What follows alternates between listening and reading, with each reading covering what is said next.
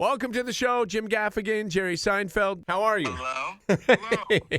This is a great day for me. Thank you for joining me. Oh, well, thank you for having us. By the way, we want to let everyone know, Thursday, March 27th, Pechanga Arena, Jim Gaffigan and Jerry Seinfeld in concert one night, so please go see them. Thursday night's a great night for going out for comedy. Get your sitter and go see the show. When you go on a tour like this, how do you fill your day? I mean, you obviously, would you go back up to LA and work? Would you spend time? Is that something you plan in, or do you go, hey, we're on tour, so we got to be busy? Yeah, no, I think going to LA during the day when you're in San Diego and then driving back down on the 405 is a great way to spend the day. Well, that's what some of it is so fun about Jerry and I touring together is we combine our approaches of when you tour, because every comedian has their own kind of ritual on what they do. And so what we will be doing, depending when, we get into town, that might influence it. But, obviously San Diego is a piece of heaven. I remember one time I was on a bus tour with my kids and we were in San Diego, and my daughter was probably like 6 and she was in the pool and she was very confused. She was like, why don't we live here? Like, it doesn't make sense. Someone wouldn't choose to live in San Diego. Like, she thought it was spelled like an egg, It is a lot like that living here. Jerry, your kids are too old to want to go on tour with you at all. Do they join up with you and meet with you anywhere? Yeah, they come and watch me sometimes, but mostly when I'm working, I just like to go and work. Jim is amazing that he actually can combine a family trip with being a professional comedian. This absolutely stymies me. I could never do it because I'm not the same person. I'm a completely different person as a family guy and a comedian. It's not the same personality. Yeah. I have to remove my brain completely. Dramatic gear shift. Going from this, and my family won't be with me, thank Jesus. Shifting from going to the San Diego Zoo and then doing a show, it's a pretty dramatic shift. Yeah. Some of it is just how, I'm very much somebody who, before a show is obsessing and kind of, I want to make sure that I deliver the best show I can. So it's not like one of those things where drop me off on the way to the show. It's like it's a complete, personality change. I mean, that's why they have, bring your daughter to work day. One day. That's it for the year. Yeah. I've thought that. So for the both of you, did you really get to know each other really well working on Frosted together? Have you always had comedians travel in the same circle so much, but do you think that's where the genesis for this tour came about? No, we had planned to do this even before the pandemic, right, Jim? Yeah. We had talked about we wanted to do this, and it's just worked out great. We love hanging out. We love doing the shows together. We do a little thing together on stage where we come out together at first, and then we each do our own sets. So we're just having a ball. We want everyone to come out Thursday, March 27th. Come to Pechanga Arena. Is there anywhere in particular you always tell people to go buy tickets? Yeah, I just would say go to either Jerry's website or my website, but definitely Ticketmaster, just because occasionally someone will go to a resale website and they'll be like, $5,000 for a ticket.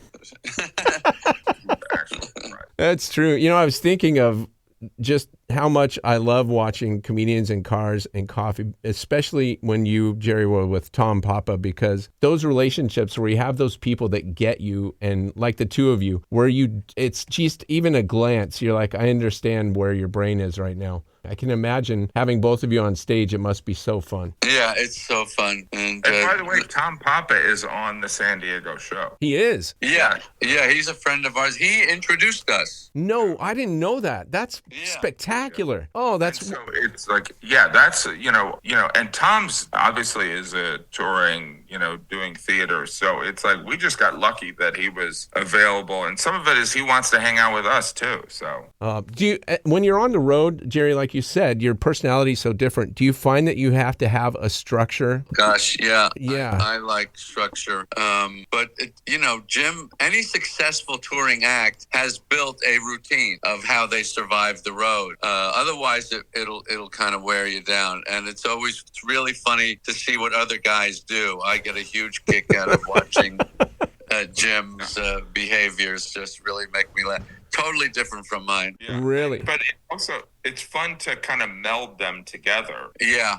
And just the different approaches because, and you can learn. I mean, some of it is, selfishly, what I relish about these shows is the show is a spectacular experience, but it's also that quality time that Jerry and I can kind of chat and hang out. And some of it is, as you gain more success in stand-up, your opportunity to hang out with someone at Jerry's level is, you might see them at an award ceremony, but like it's just hard, Yeah. So you get to hang out, which is great. But the audience will not be getting any of that. That is just so you know.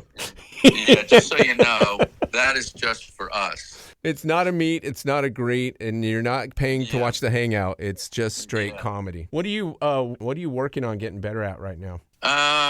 Comedy is just always it's kind of like being an NFL lineman. It's just you just keep lining up and they keep hiking the ball and you just launch into this force that is just beats the hell out of you and you just but you love doing it. Do you ever think about those linemen? Just imagine your job is to get into a 3-point stance and then just pound into this other guy whose job is to bang into you, and that's their job. And comedy's kind of like that. Is that you just audiences are big, crazy, interesting animals. They become like unique creatures. And the skill of comedy is kind of figuring out where this audience is at in this exact moment and connecting with them. Yeah. And so there's no mastering comedy. It's a very thrilling, to me, it's like being a surfer. You paddle out and you just see what you can catch. Yeah, you can get. Yeah, I mean, I think a lot of it's self-assignment. Like you can sit there. I mean, some of it is Jerry and I both love the process of writing and performing. Yeah. And no one's telling you like you have to write new material or you have to challenge yourself to maybe discuss something embarrassing or to discuss something, that's the self-assignment of how you have to kind of, you set challenges like that question of like, what are you working on getting better at? The lineman metaphor is perfect because I was a lineman and it is just kind of this grind, but it is also, decide that you're going to tell a story or you're going to sit there and go, I'm going to make this chunk, I'm going to delve deeper on this topic. And sometimes it's the seeds that you acquire that kind of will prompt you to go, all right, I'm going to, and when I said something embarrassing is like, how can I artfully discuss this issue that is unique to my family and not offend my children? You know what I mean? Yes. Or my wife. Yes. I was working on something the other day, Jim, about one of the toughest things for me after I got married was adjusting to couples dinners because I had never done that as a single person. And that it's kind of like the yard in prison. You're still in prison.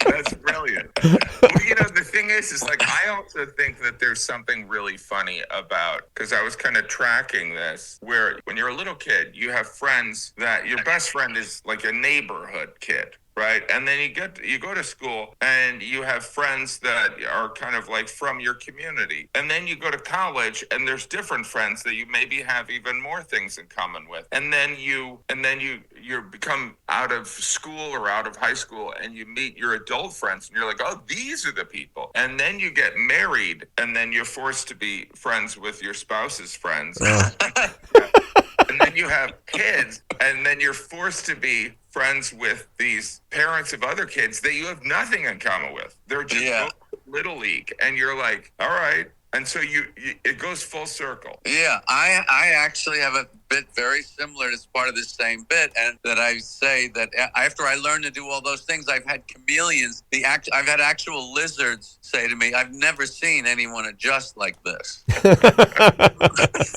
Well, we sure appreciate your time. It's been so great having you on. We want everyone March 27th, Thursday, to go to Pechanga Arena. Please get your tickets now. Jim Gaffigan, Jerry Seinfeld, in concert one night. I could talk comedy, and I love it. So thank you for your time. This is an elite experience for me. Thanks, Rick. We appreciate you doing it. Certainly. Have a great day. We'll see you here. Okay. Thanks. Bye.